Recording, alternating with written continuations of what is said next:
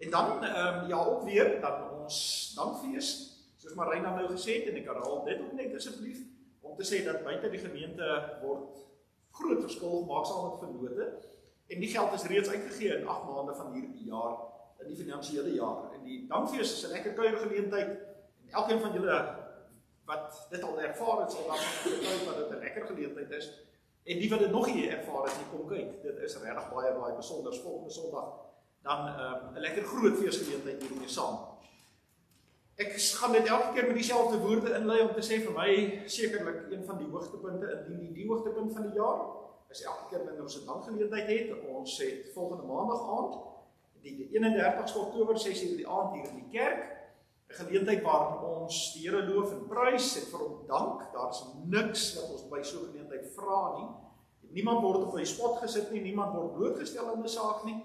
En daarom is dit regtig waar ook 'n groot geleentheid wat ons dan vra dat julle asseblief ernstig kyk om hierdie geleentheid. As jy dit ook nog nie bygewoon het nie, dit is iets besonders en regtig onvergeetlik. En dan ons dank, ons wynveiling is ons fondsinsamelingsprojek vir die jaar, ook vir die gemeente dan. Dis op Vrydag die 11de November. Daar gaan 'n lekker kuier wees. Ons het vir Lis Meyering dan as seremoniemeester ook by hierdie geleentheid. En dit beloof elke keer om 'n groot geleentheid te wees, soos wat ons al in die verlede dan ook ervaar het. COVID het ons regtig maar gekneel ter in 'n klomp van die goeders. Nou kan ons weer volstoop voortgaan. Dankie vir elkeen se ondersteuning, ook in hierdie verband dan. Ons het al, dis verskillende wynplase en dis kwaliteit wynplase, wat dan ook aan hier teenwoordig gaan wees en wat aangebied gaan word. En weer eens asseblief ook, as jy dalk so 'n paar botels wyn daar by die huis het, wat jy vir die wynveiling wil skenk, sal ons dit met groot dankbaarheid aanvaar.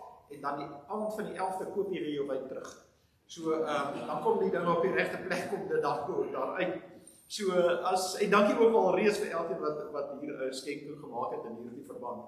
En dan Chris, hy sê dis vir hom 'n avontuur en 'n lekker ervaring om elke keer almal te nooi vir die koor en almal wat kan kom sing. Aan die einde van die dag het ons altyd 'n pragtige projek wat daar is aangaan, of 'n produk, dis eintlik wat ek wil sê, 'n produk wat dan ons sanggroep dan ook vir ons besonders daarin help. Praat asseblief met Chris, dan deel julle ook daar 'n paar geleenthede wat nou voorlê, wat ons dan ook daaraan gaan aandag gee. Vanmôre se tema is vryspraak, vreugde en volharding. En soos wat ek verlede week beloof het, en ek gaan nou so 'n bietjie terugryp op Psalm 32, wat ons verlede week die voorreg gehad het, om dit dan by die doop dan met mekaar te kon deel. Vanmôre is ons in die Here se teenwoordigheid. Kom ons sê vir hom baie dankie daarvoor, wanneer ons dan ook saam bid. Ekskuus, voordat ons sal bid. Hy was aan. Is dit beter? Ons het unieke uitdagings op 'n dag soos hierdie. Kom ons bid saam. Hemelse Vader, baie dankie dat ons in U lig kan wandel in hierdie wêreld. Dat ons weet dat U die Here is wat vir ons die pad aanwys. En dat ons met doelgerigtheid en duidelikheid ook in hierdie wêreld kan leef. Ons gee ook aan U die eer vanmôre dat ons kan weet dat ons 'n erediens kan hou. Dan maak nie saak of ons beerdkrag het nie. Want by U geld beerdkrag nooit nie. U is die Here wat altyd daar is, wat ons ken. Saam met die psalmdigter kan ons ook sê van Psalm 121, U is nie die God wat sluimer of slaap nie. U is die Here wat ons altyd in die hand styf vashou. En daarom gee ons vanmôre aan U die dank en die eer dan ook daarvoor. Veral wanneer ons besef dat dit 'n bevoorregte posisie ons is om in U teenwoordigheid te kan wees. Dat U die gasheer is en ons is die eregaste. Ons sit aan die voete vanmôre en luister na wat U vir ons wil leer. Ons besing die lof en aanbid U, omdat U die enigste God en Here is. Dankie dat ons in U kan glo, dat U Uself altyd aan ons openbaar, en dat ons, as U kinders in hierdie wêreld, dan op hierdie wyse kan lewe. Word verheerlik asseblief deur wat vanmôre ook in hierdie erediens gebeur. Ons bid dit in die naam van die Here Jesus. Amen. Geliefdes, 'n groete in die enige God se naam, Vader, Seun en Heilige Gees, wat vir ons genade en vrede en vreugde in oorvloed skenk. Kom ons staan en ons sing 2 lofliedere tot eer van die Here.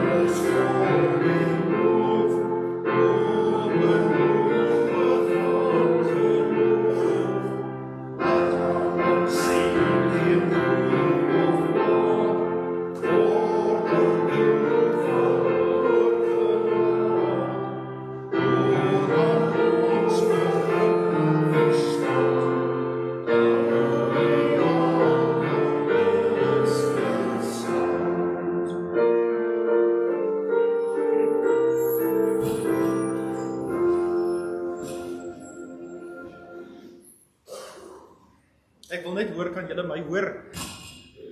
Dat is reg, dankie. Ons gaan vanmôre weer uit Psalm 32 lees. En ek het verlede keer gesê rondom Psalm 32 is baie interessant dat die ou kerkvader Augustinus dit beskryf het as sy gunsteling psalm.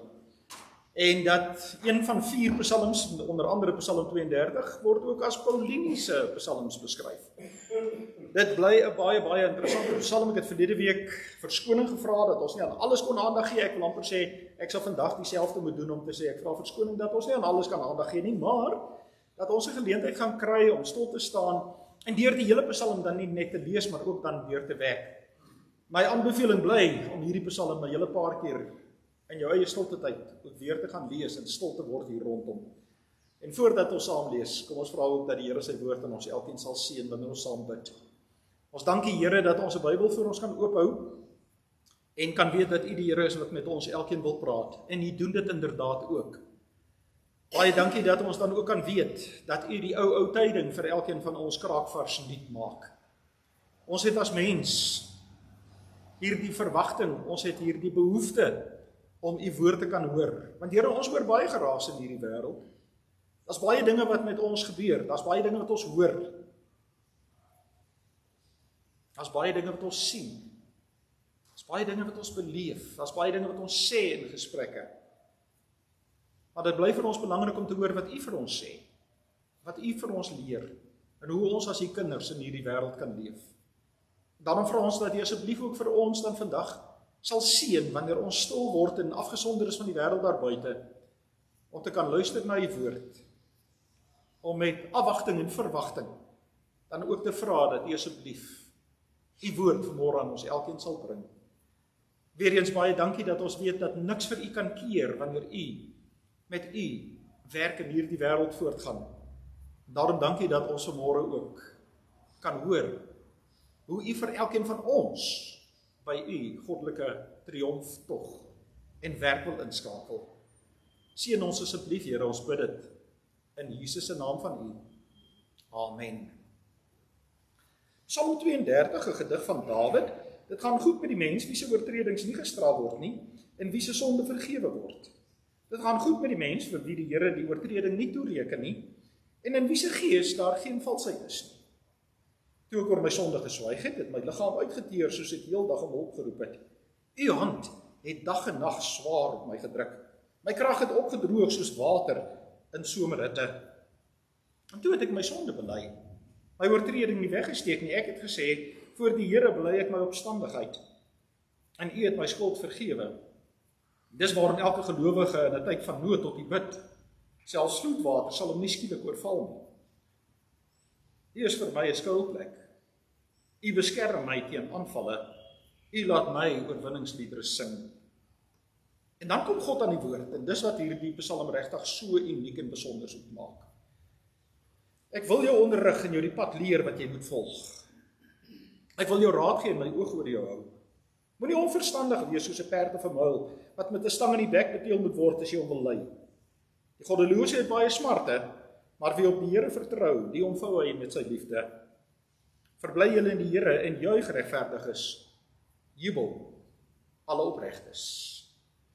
Broers en susters, kinders, hierdie is die woord van die Here in ons teksvers, wat eintlik ook nou nie eers, jy kan nie 'n teksvers net in hierdie gedeelte, maar die saak waarop ek graag vanmôre, behalwe dat ons na die psalm gaan aandag gee, is om terug te kom na die 11de vers toe. Verbly julle in die Here en juig regverdiges, jubel alle opregtes. Dit sou natuurlik interessant wees om te hoor wat elkeen sy ervaring en belewenis is, of wat dit is. Ons doen dit gereeld wanneer ons vergaderings hou in hierdie gemeente, dat ons wandel in die woord, ons lees 'n gedeelte en wat elkeen hoor, vertel hy vir iemand anders, en sy vertel dit, en dan deel ons dit met mekaar.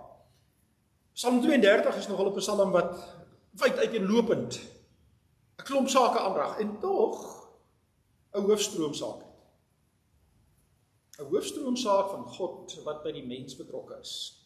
En daarom weer vanmôre, ek weet, dis baie keer interessant wanneer ons mekaar vir 'n ruk nie gesien het nie, ons sien mekaar en sê ons, hoe gaan dit? Wat is 99 uit 100 keer, indien nie 100 uit 100 keer die antwoord? Dit gaan goed, dankie. Partykeer in die gesprek daarna klink dit nie asof dit meer so goed gaan. Ek weet ons het baie keer, wanneer mense mekaar groet, dan sê hulle, mag dit met jou goed gaan. Ek het al by iemand gehoor wat by geleentheid gesê het, mag die voorspoed jou verveel. Wie van julle het al daai belewenis gehad? Ek nog nie een wat dit teenoor my uitgespreek het daai wens vervul geword nie. Daar is, die voorspoed is daar, moet my nog nooit verveel nie. Ek dink die punt is net wat ons vir mekaar gou vanmôre kan sê, en dit is dat ons die lewe mag geniet. Dis onder andere wat gebeur in hierdie wêreld. As Jesus in Lukas 19 sê, ek het gekom sodat julle die lewe kan hê en dit in oorvloed, dan bedoel hy dit regtig waar ook.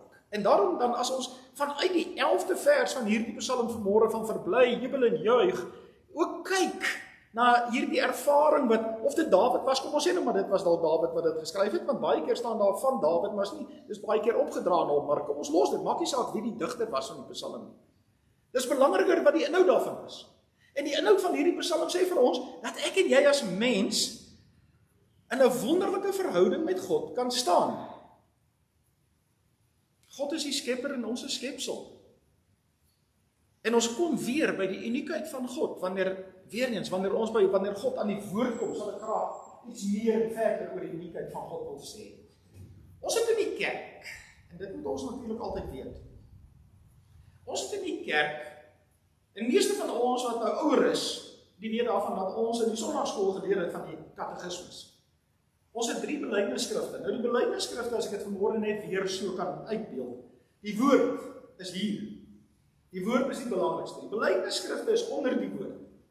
Dis nie eers gelyk aan die woord, dis onder die woord. Maar die belydenisskrifte is 'n sistematisering, 'n ordening van wat ons in die Bybel van lees.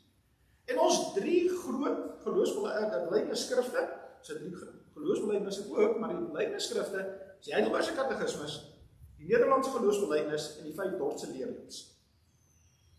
En vanmôre wil ek baie graag net hê dat ons ken dit. En dis belangrik dat ons mekaar weer daaraan herinner dat in die Heidelbergse Katekismes begin die Heidelbergse Katekismes met vrae en antwoorde. Dis wat hierdie belydenisskrif so besonder maak. En die eerste vraag is, wat is jou enigste troos in lewe en sterwe? En dan antwoord die katekismes op hierdie wonderlike manier, en die van julle wat die lied altyd in die jeugsang-bundel het ons opgesing, ons gaan verlede week het Chris om vir ons gekies by die doop, ook my enigste troos in lewe en dood, is dat ek nie aan myself nie, maar aan my getroue verlosser, Jesus Christus, behoort. Dis die troos wat ons in hierdie wêreld het. Dat ek nie aan myself, maar aan my getroue verlosser, Jesus Christus, behoort. Hy het met sy kosbare bloed al my sonde ten volle betaal en my uit alle heerskappy van die duiwel verlos. As dit dan die waarheid is die volgende vraag wat gevra word, vraag 2. Hoeveel dinge moet jy weet om in hierdie troos salig te kan lewe en sterwe? En hier is 'n besondere antwoord. Daar's 3 dinge wat ons moet weet. In die eerste plek, hoe groot my sonde en ellende is. In die tweede plek, hoe ek van al my sonde en ellende verlos word. En dis waar mense baie keer stop, maar die derde is 'n baie belangrike een, hoe ek God vir so verlosser dankbaar moet wees. 'n dankbaarheidslewe moet leef. Die eerste wat ons, hoe groot my sonde en ellende is ongelukkig in hierdie wêreld, en ons het oor die loop van jare, veral in die gereformeerde teologie, word daar baie oor erfsonde en erfsmet gepraat. Ons word nie in hierdie wêreld, dit kom daarop neer, ons word nie in hierdie wêreld gebore en ons eerste neiging is tot God nie. Ons word in hierdie wêreld gebore en die eerste neiging is tot myself. En ek het dit al gesê, dat julle al baie keer het gesien, dat ons beleef het weer met ons eie kleinkind, een van die eerste 10 woorde in 'n kind se woordeskat is myne. En net om dit te beklemtoon, sê my kleindogter partykeer nie net myne nie, sy sê myne. So dit word 3 keer gesê ons moet die boodskap kry. Dit is nie net sy nie, ons almal uit 'n manier dat dit om onsself gaan in hierdie wêreld. As gevolg van wat in Genesis 3 en daarna beskryf word, net so weer interessantheid rondom die Bybel. Julle weet in die eerste 2 hoofstukke van die Bybel, Genesis 1 en 2, en die laaste 2 hoofstukke van die Bybel in Openbaring word daar niks oor sonde gesê nie, die res is baie oor sonde. Mense ongehoorsaamheid aan God. Die mense wat 'n keuse gemaak het, ons kom weer môre daarna toe ook terug, dat die Here vir ons sê in die verhouding wat ons met hom het ons 'n keuse. Soos dat jy kan besluit oor baie dinge in jou lewe, soos dat jy vanmôre kon besluit het, kom jy kerk toe of nie. Miskien van die kinders kan sê, ek het nie vanmôre keuse gehad nie. Ek weet, ek was ook in daai situasie wat ek vir my pa gesê het, as ek kon kies, sou ek dalk nie gaan kies my pa vir my. En ek is so bly daarvoor en my ma. En dit was nog nooit sleg vir my dag gewees. Dat ons dan kan weet, ons het 'n bepaalde keuse in hierdie wêreld en die mense het aanvanklik 'n verkeerde keuse gemaak, 'n keuse teen God. En dan kom God, hoe ek van hierdie sonde verlos kan word. Ons kan onsself nie aanvaarbaar maak vir God nie. Ons kan nie voor God kom staan en sê, hier's my prestasies, hier's dit wat ek behaal het, dis wat ek gedoen het, daarom is ek nou baie spesiaal, Here, u moet daarvan kennis neem. Nee. Vir die mens om onsself te verlos uit sonde, is soos, kan jy onthou, daar was, ek het lanklaas nog al die beeld gehoor, maar kan jy onthou, daar was 'n ding soos dryfsand. Sinksand is dalk 'n beter woord daarvoor. Jy loop ergens in 'n woud, en hier val jy die volgende oomblik as jy in sand, en dan begin jy sak. En hoe meer jy spook en spartel, hoe meer word jy ingesuig, en sink jy in hierdie sand, en jy kan nie daar uitkom nie. Jy gaan sterf, as iemand jou nie help nie. En dis die effek van die sonde, was presies dieselfde. Ons het 'n verlosser nodig. Verlede Sondag by die doop, eerste vraag wat ek vir die ouers gevra het, erken jy dat jou kind 'n verlosser nodig het en dat sy naam Jesus is? Want ons kan onsself nie van sonde bevry nie. Is so onmoontlik om onsself van sonde te bevry as om ons aan ons eie skoenveters op te tel. Is daar iemand wat my kan wys hoe ons dit gaan regkry? Jy kan nie. Jy kan jouself nie aan jou skoenveters optel. Maar die Here God gryp in. Hy gee sy seun. Jesus sterf aan 'n kruis en hy staan op. Hy stort die Heilige Gees uit en ons kan as kinders van die Here in hierdie wêreld leef en weet, ons was in 'n ellendige sondige toestand. En ek dink julle sal baie agterkom in hierdie gemeente, werk ons nie baie met die hele saak van sondevergifnis, sondevergifnis, sondevergifnis nie. Paulus skryf so mooi daaroor in Romeine, dan sê hy, wat sal ons nou hiervan sê, sal ons nou meer sonde doen, sodat die genade kan toeneem? Dan sê hy, nee, stellig nie.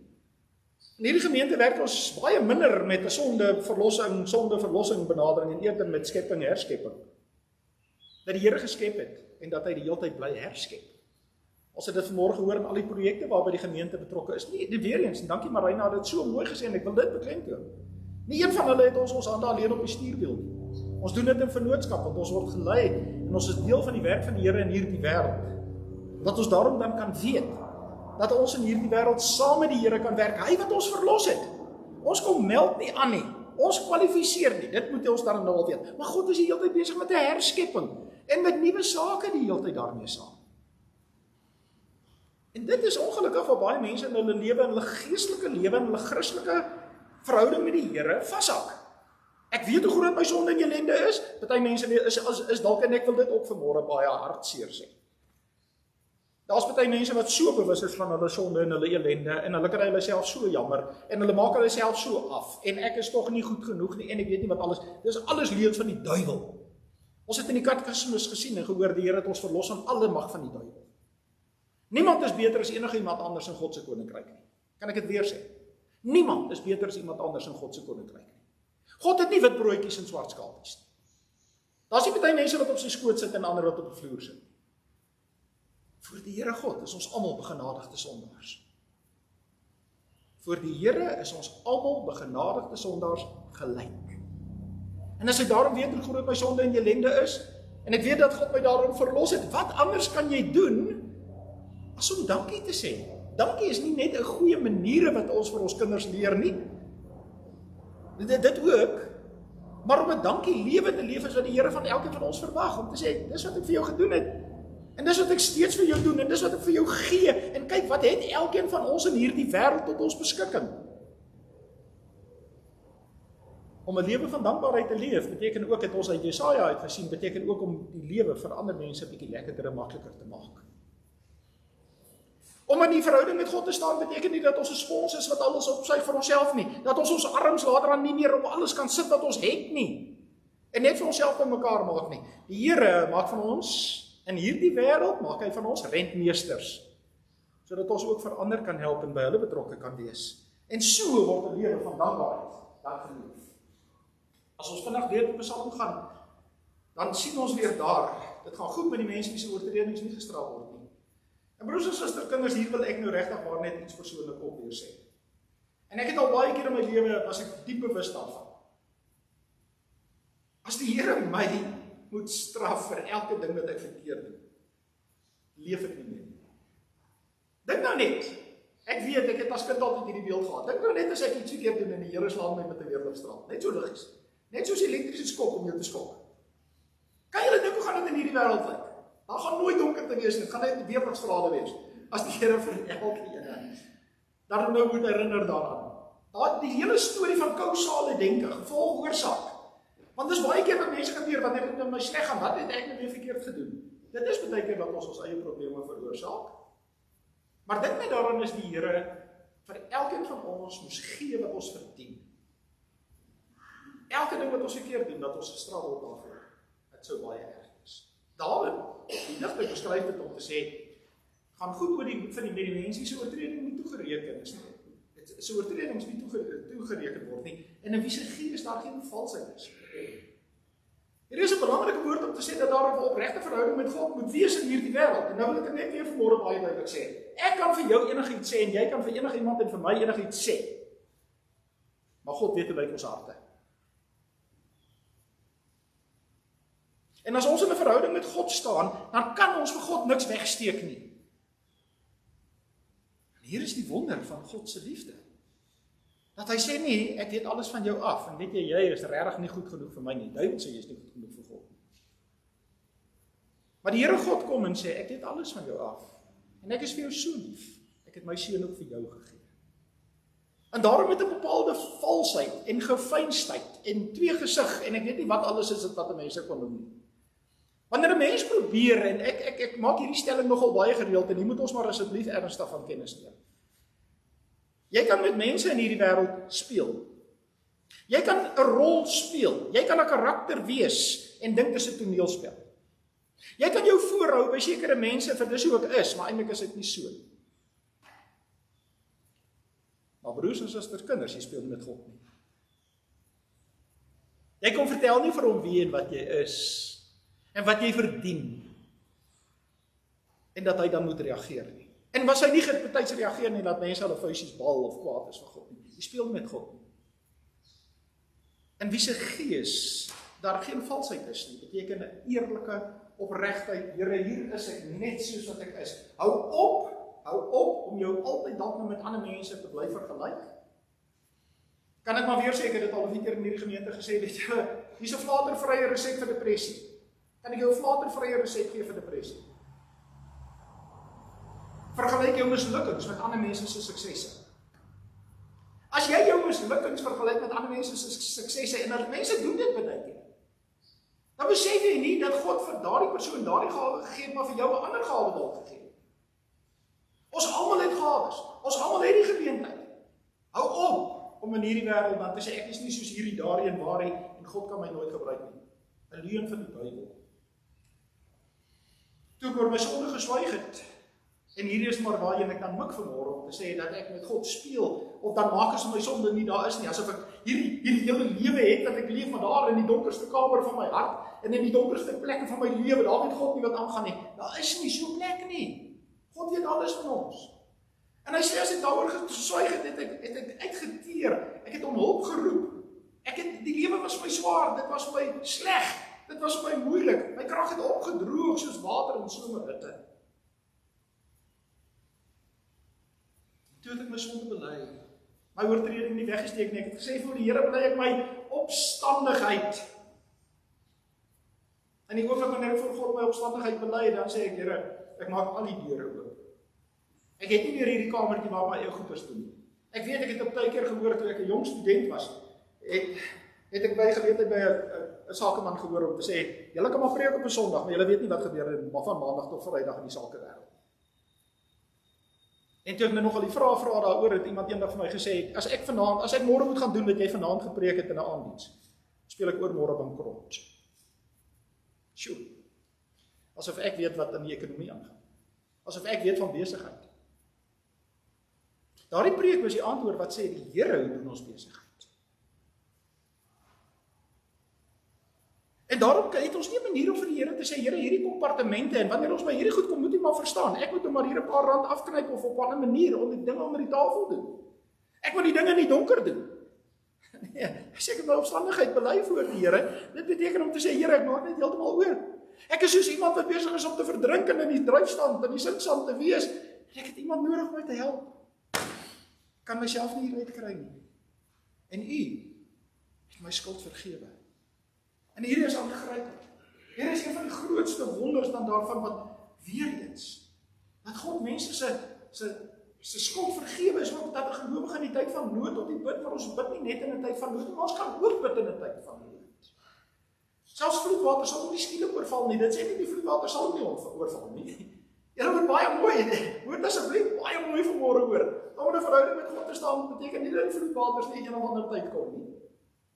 Maar jy word nie onverwags en onbeholpe, onbekwaam daardeur getref, kan niks daaraan doen nie. Wat leer ons van ons kinders? Wat sê die liedjie? My God is so groot, so sterk en so magtig, daar is niks wat my God nie kan doen. Dit is nie net 'n liedjie vir kinders nie. Dit is 'n lied vir elke kind van die Here. En daarom kan ons weet, U is my skuilplek, U beskerm my teen aanvalle, U laat my oorwinningsliedere sing. Ek hoop jy het hierin agtergekom reeds op hierdie stadium, daar's niks, geen prestasie van die mens nie, behalwe 'n stuk eerlikheid. 'n Stuk eerlikheid om voor God te kom staan en te sê, Here, hier is ek. Ek haal die masker af. Ek haal die mompakkies af. Ek hou op om 'n rol te wil speel. Ek gee aan U oor. Die beheer van my lewe is in U hande. Nie dat die Here op die sitplek langs aan moet sit. Wanneer ek moeg is, dan moet hy bestuur. Wanneer daar 'n krisis is, dan moet hy bestuur. Vir die res sal ek besluit daaroor nie. En daarom weer eens hierdie baie belangrike boodskap dat God uniek is. Dat in die gode in hierdie wêreld, nie net in die Ou Testament, maar selfs tot vandag toe, is daar gode wat gevoer moet word, gode wat gelukkig gehou moet word, gode wat gedien moet word, gode wat geskenke vooraangedra moet word, gode wat noem dit. Het was my interessant om raak te lees dat iemand by geleentheid gesê het, een van die grootste probleme rondom godsdienst is dat daar baie keer by mense soveel skuldgevoelens is. Weereens iets wat die duiwel werk om te sê, ek moet hierdie godheid gelukkig hou. En as ek die godheid gelukkig hou, dan sal ek geseën word. Ek het baie voorbeelde wat ek vanmôre kan noem, veral uit die Afrika godsdienste. Ons nie tyd daarvoor. Maar God is uniek. God is nie die God wat sê, kom maak jou by my aanvaarbaar nie. God is die God wat sê, ek is vir jou so lief. Ek gee vir jou. Ek is by jou lewe betrokke. Ek vergewe jou sonde. Ek vergewe jou oortredinge. Ek gee vir jou duisende geleenthede. Ek gee vir jou gawes. Ek gee vir jou geld. Ek gee vir jou goed. Wat doen nie dan? Rentmeesterskap is nie net om te versamel vir myne, maar om uiteindelik te kan sê, wat wil die Here hê dat ek moet doen in hierdie wêreld? Die uniekheid van God kom na vore in hierdie psalm in 'n aangrypende en 'n besondere wyse, waarin die Here sê, ek wil jou onderrig. En onderrig, ek moet dit net weer herhaal, dis om te sê, dis soos om skool te gaan. Onderrig en onderwys het met hou verband met mekaar. So dat jy in hierdie wêreld, broers en susters, dat ons in hierdie wêreld kan weet, dat daar 'n bepaalde kennis is wat ons moet opdoen. En ek gaan net die volgende skyf hierna gaan gebruik om te sê, dat wat is dit wanneer God ons wil onderrig? Wat is 'n ware geloof? Terug by die Heidelbergse Katekismes. Kan nie verkeerd gaan as ons by die Katekismes bly. Vraag en antwoord 21 van Sondag 7. Wat is 'n ware geloof? 'n Ware geloof is nie alleen 'n vasstaande kennis. Kennis is een komponent daarvan. Waardeur ek alles wat God in sy woord aan my openbaar het, verwaar aanvaar. Maar dat ek ook 'n vaste vertroue het dat die Heilige Gees die evangelie in my hart werk. Naamlik dat God nie net aan ander nie, maar ook aan my uit louter genade, slegs op grond van die verdienste van Christus, vergewing van sondes, ewige geregtigheid en saligheid skenk. Julle kom agter, ek het hierdie een so 'n bietjie vooruitgeloop om net nou te sê, ons is almal gelyk voor God. Weereens nie God se wit broodjies en swart skapies nie. Maar kennis en vertroue, dis wat geloof is. Die Here het vir ons 'n verstand gegee, waarin ons ook besluite kan neem en waarin ons kennis kan vermeerder. En daarom het dit 'n probleem. Ek sal nooit vergeet die eerste keer in my lewe dat ek dit gehoor het, dit my ontstel my tot vandag toe nog, dat mense sê ek glo. Ek weet nie wat ek glo nie, maar ek glo, ek weet dat ek glo. Dit kan ons nie wees nie. Ek weet dat ek glo, ek weet nie wat ek glo. Die Here gee vir ons 'n handleiding. Hy gee vir ons sy woord. Hy gee vir ons sy Heilige Gees. Hy gee vir ons mekaar, hy gee eredienste, hy gee vir ons kategese geleenthede, sondagskool, maar kinders leer ook by die huis, by huisgodsdienst, by pa en ma. Jy moet kennis opdoen in hierdie wêreld. Paulus skryf aan die gemeente in Korinthe en sê, jy moet onkundig wees in die slegte dinge van die lewe en kundig wees en vaardig wees in die goeie dinge van God. Wat gebeur in hierdie wêreld? 'n Dominee vertel eendag vir ons dat 'n onderwyser vir hom laat weet het om te sê, jy 2 seuns in hierdie skool. En die een bly nogal binne die baan en die ander een doen goed wat ons nog nooit eens van gehoor het nie. Gelukkig, wel, immers was die dominee eerlik genoeg om dit te sê. Die beginsel is, waarom wil ons kundiges wees in die verkeerde goed in hierdie wêreld? Maar ons kundiges moet wees in die regte goed. Onthou wanneer Jesus vertel van die oneerlikheid bestuur, dan sê hy ons moet kreatief in hierdie wêreld wees vir die koninkryk van God. Nie om op geslepe en verkeerde maniere sukses te behaal nie, maar in gehoorsaamheid aan hom onder leiding van die Gees. Ons moet ons net oopstel daarvoor. Geloof is ook kennis. Ek is die Here so dankbaar vandag, ek wil dit dadelik sê, ek is die Here so dankbaar vandag dat ons Bybel in 'n elektroniese vorm kan kry. Dat ons ergens, wanneer jy vra, kom ons maak oop by Efesiërs, dat jy nie by Eksodus soek. Vandag kan ons dit maar op. Maar dat die Here sê, ek wil vir jou kennis, ek gee vir jou bepaalde kennis, en hierdie kennis is nooit ooit genoeg. Hierdie kennis is nooit ooit klaar nie. Ons is nooit te oud om te leer. As die Here sê, ek wil jou onderrig, dan sê hy die volgende ook, hy sê, ek wil vir jou die pad leer wat jy moet gaan. Jy weet dit uit jou eie nie. Ons het nie in hierdie lewe hierdie ingebore, intuïtiewe aanvoeling vir wat die regte pad is om te stap nie. Die pad om te stap is 'n dinamiese gebeure, dis my hele lewe lank. En ons moet deur die Here geleer word. Dis verskriklik hartseer dat mense op 'n stadium dink hulle weet alles. Ek weet, ek wil dit nou nie vir die tieners nie, maar ek wil vir julle sê as jy studente is, jy word almal baie slim as jy student is. Ek weet, ek been there, got the t-shirt. En toe ek 27 jaar oud is, toe kom ek agter hoe slim is my pa. Want alles wat ek gedink het, en alles wat ons hoeveel keer wanneer jy 'n klomp kennis het, maar wanneer jy die lewensvaardighede in hierdie wêreld, ek wil die pad leer wat jy moet volg. Die Here is die herder, ons volg hom in hierdie wêreld. Derek Kidner skryf daaroor en hy sê, elke mens in hierdie wêreld volg 'n herder. Die herder van sukses, van geld, van besittings, van klomp goeders. Al hierdie herders los jou by die graf. As een herder by die graf en deur die graf en dis Jesus. Wat 'n herder volg jy? Want nogal die herder wat 'n mens volg, is dit die een waarvoor jy energie insit, waarin jy tyd insit. Ontstel my so wanneer mense sê, God moet verstaan hoe besig ek is. God het hulle nou nie verstaan waarom jy besig is nie. As jy te besig is vir die dinge van die Here, is jy met die verkeerde dinge besig. Klaar. Soek eers die koninkryk en al die ander sal vir jou bygevoeg word. Ek wil vir jou raad gee, hier's nou weer daai belangrike ene. God programmeer ons nie, hy gee vir ons raad. En ek herhaal van verlede week om te sê, ons almal het al ervaar in hierdie wêreld wanneer mense vir jou goeie raad gee en jy volg dit, laat dit vir jou goed uitgewerk het. Ons almal het al ervaar in hierdie wêreld wanneer mense vir jou goeie raad gegee het, jy het nie daarna geluister nie, jy het jou kop gestamp. Is goed. Hoor net asseblief vanmôre weer dat die Here sê, ek gee vir jou raad. Ek programmeer jou nie. Hy sê nie, doen dit, hy sê ook nie doen dat. Ek besluit om my hande te klap na watter kant. God gee vir ons raad en ons het 'n keuse. Christelike godsdienst is 'n godsdienst van keuse. Ryk jong man kom na Jesus toe, wat moet ek doen om ewige lewe te beerwe? Hy sê vir hom dat jy alles onderhou die wet. Hy sê doen dit van kleins af. Hy sê goed, gaan verkoop alles wat jy het. Gee die geld vir die armes en volg my, jy het 'n skat in die hemel. Daai draai hom en hy loop. En Jesus laat hom loop. Ek het eendag in my lewe 'n preek gehoor van 'n dominee wat 'n saak wou uitmaak om te sê Jesus het gesê agter hom aangegaan. Ekskuus, met alle respek, snert. Dis 'n keuse. Kinders word grootgemaak in hierdie wêreld, jy kan keuses uitoefen. Jy kan kies wat jy wil doen. Jy kies nie die gevolge nie. As die Here vir ons raad gee, is dit goeie raad. Daarom is dit belangrik dat ons in hierdie wêreld moet luister na sy raad en hoor wat sy raad vir ons is. En as hy sê ek wil my oog oor jou hou, is dit nie om te kyk wat 'n foute jy maak nie, om ons te beskerm. Soos ouers altyd 'n kind in die oog hou. So hou God ons in die oog. Ek Ek wil jou raad gee en jou beskerm, en hierdie bly natuurlik een van die interessantste. Moenie so onverstandig wees soos 'n perd of 'n muil. Moenie so dom wees soos 'n donkie. Dis eintlik wat daar staan. Wat met 'n stang in die bek beteel moet word, is jou belei. Ek beleef dit nog baie keer in my werk, dat mense vir my sê, ek voel die Here se hand is swaar op my.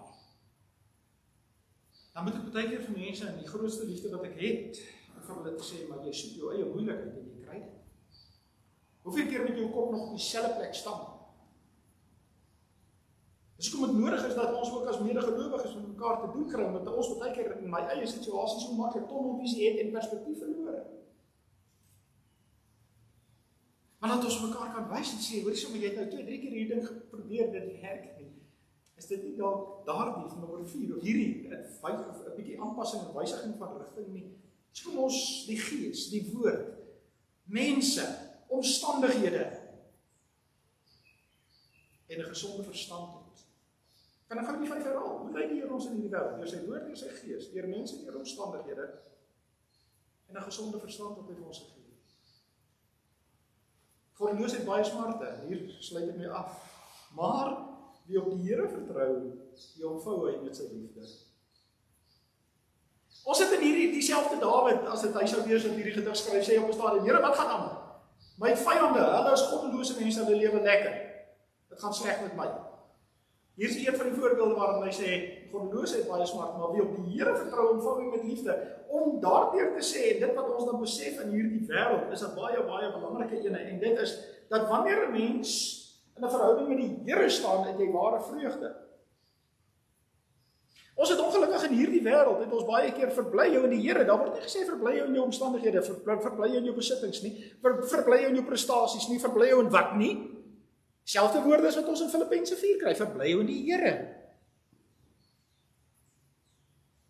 Want baie mense dink en glo die leuen van die duiwel dat goed en goeders en eiendom en besittings en wat ook al vir mense en geld vir mense sal geluk bring. Nee. Om in 'n verhouding met God te staan, waar ek weet dat hy my Vader is, my Pa is en ek sy kind is. Dat ek deel van sy gesin is, dat ek deel van sy kerk kan wees, dat ek saam met hom in hierdie wêreld kan werk. Is dit 'n glimlag op ons gesigte. Is nie 'n straf nie. Is nie 'n las nie.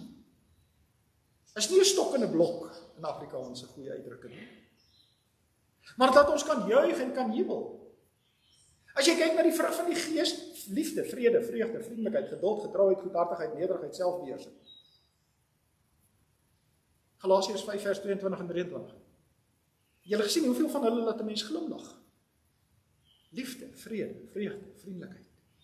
Christus in hierdie wêreld, die ouens wat lyk as hulle 'n pyn op die maag het, nie, maar hulle is maak tandepasta advertensies. Want hoe lyk iemand wat 'n tandepasta advertensie maak? Kan 'n glimlag. En daarom in ons blydskap in hierdie wêreld is dit wat ons dan vir mekaar kan sê, dat ons, en hier wil ek baie mooi vandag vir jou vra, my liewe broer en suster in die Here, kinders asseblief, as jy nie die verhouding met die Here geniet nie, dan lê die fout nie by die Here nie, die fout lê by jou. Dit kan wees dat ons die Here so op 'n afstand van ons wil hou, dat ons hom net wil gebruik wanneer daar nood en behoefte is. Maar ware vreugde kom van binne as gevolg van God wat dit in ons lewe werk. En as God vir ons hierdie wêreld in die wêreld instuur, dan laat dit my regtig altyd aan daardie gedeelte in Johannes 1 dink wat sê, God het die ware lig na die wêreld toe gestuur. Hy het nie vir ons gesê ons moet die ware lig in hierdie wêreld weerkaats nie. Want julle weet hoe weerkaats jy iets. Hier's 'n lig wat skyn en ek het 'n spieël en ek weerkaats dit, maar dit raak my nie. Maar in Johannes 1 staan die ware lig wat elke mens verlig. Beteken dat die lig deel van my lewe word, dat ek kan skyn in hierdie wêreld. Wat is hier 'n ou liedjie wat ons altyd gesing het in die Halleluja's, maar wat ons kinders en ons van die kinders sou dit dalk nie ken nie, maar daar's wel julle wat weet, laat ons skyn vir Jesus met 'n helder glans. Laat ons skyn vir Jesus met 'n helder glans. Laat ons daarom vanmôre moet weet dat vryspraak kom van God af. Maar broers en susters, asseblief kinders, vryspraak impliseer nie outomaties vreugde nie.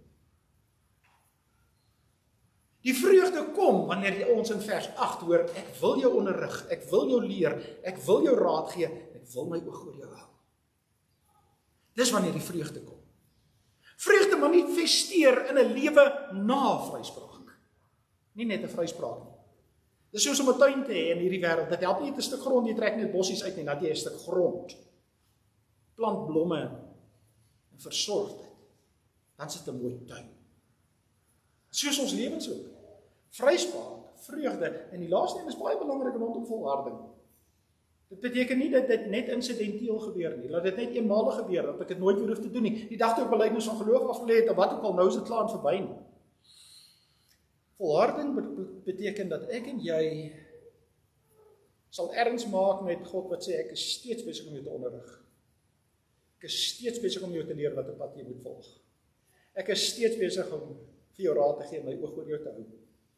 Kinders kan dalk baie keer dink ouers weet alles. Ouers weet nie alles nie. Kinders dink baie keer hulle weet alles. Kinders weet ook nie alles nie. Ou mense dink baie keer hulle weet alles. Hulle weet ook nie alles nie. Niemand van ons weet alles nie. Wat ons is in hierdie heerlike, dinamiese reis saam met die Here, vreugdevol. Kan ek dit weer beklemtoon vanmôre? Dat ons kan glimlag. Dat ons leef in 'n wêreld, ek het begin vanmôre met 'n gebed te sê, ons hoor baie goed, ons sien baie goed, ons sê baie goed. Terwyl maar ons leef het nog 'n manier om dit verskriklik negatief te kan interpreteer. As goeie goed wat in die wêreld gebeur, dit kom nie in koerante nie. Goeie goed kom nie in die nuus nie. Ons word gebombardeer met verkeerde goeders, met negatiewe goeders elke dag.